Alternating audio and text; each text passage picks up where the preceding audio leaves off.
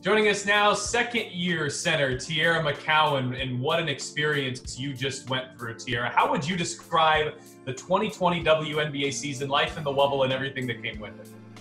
It was most definitely a unreal situation because, like, all the teams are there. So, like, there's nothing you really have to worry about as far as, COVID protocols. So, it was great, being there every day with my teammates. It's like you get a lot of quality bonding time, with, especially if you were in the villas, then, you see your teammates, every day. So, you had no choice but to get to know and see where your teammates are like on and off the court. And so you have a better understanding of, where they come from, what they like to do, just all of those aspects. And I feel like, it was a great, experience for the WNBA as well as the individual teams, because we're not going to get another chance like this. Everyone's there. You don't have to worry about any travel issues, as well as the message that we were bringing to the world of what we were playing for.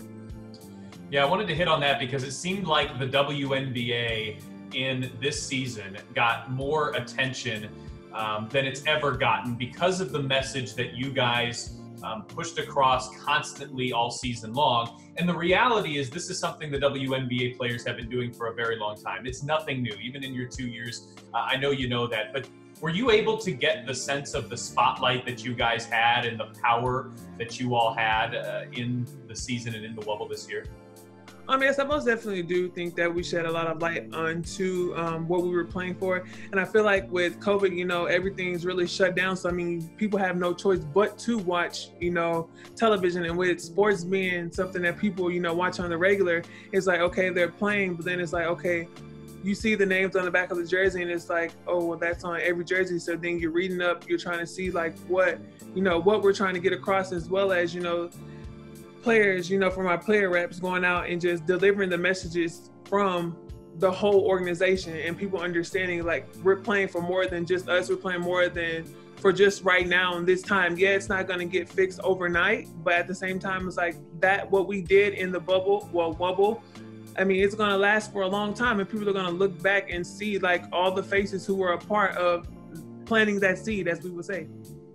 It must have been so empowering to have this message that you're also passionate about. But while you've got players, in the Wubble with you that are maybe enemies on the floor, if you will, how everybody came together for this specific cause and for this movement.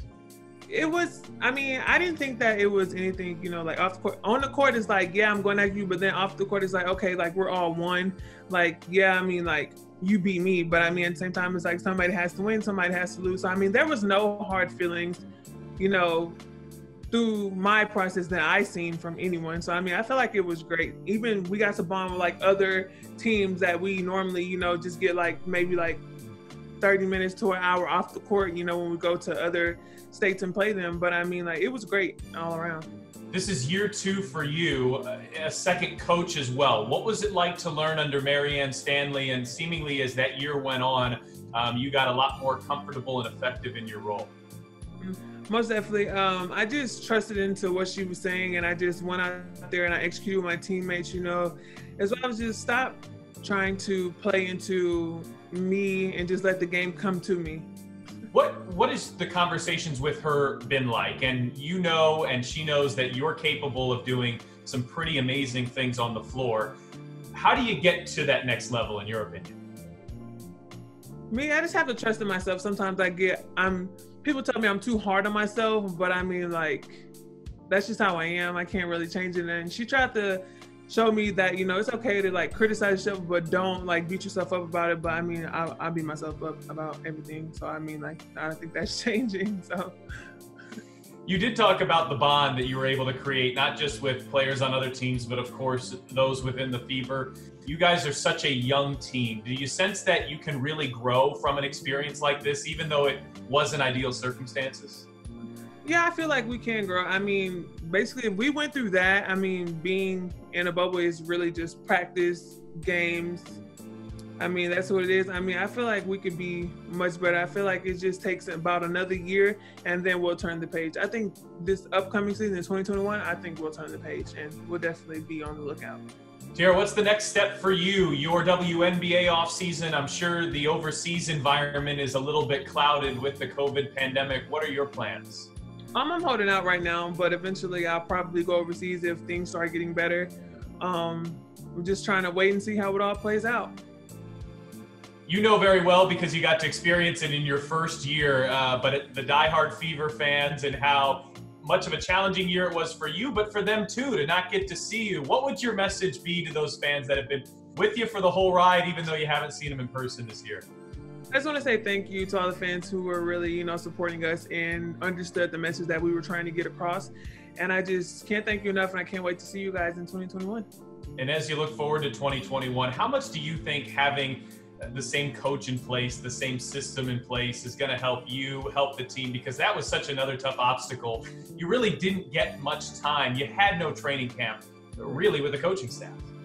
Yeah, I feel like it will be way different in 2021. I think that this year it was kind of just everybody was just like on the go, and it was just constant. It was never a time to just relax, chill out. Even when you tried to, it was always like you still had something to do. So I think with the training camp in 2021, I think that we'll be better prepared. I mean, not to say that we weren't prepared this season, but at the same time, it's like we get a little more time to bond with each other, bond with our coaches. Our coaches can understand us as well as we can understand our coaching staff. And so I think it'll be great for us to, get that time that we needed, which was much needed this year too. Well, Teaira, 2 WNBA seasons now officially in the books. Congratulations. And I know we all look forward to seeing you in person here hopefully soon. Yes, thank you so much.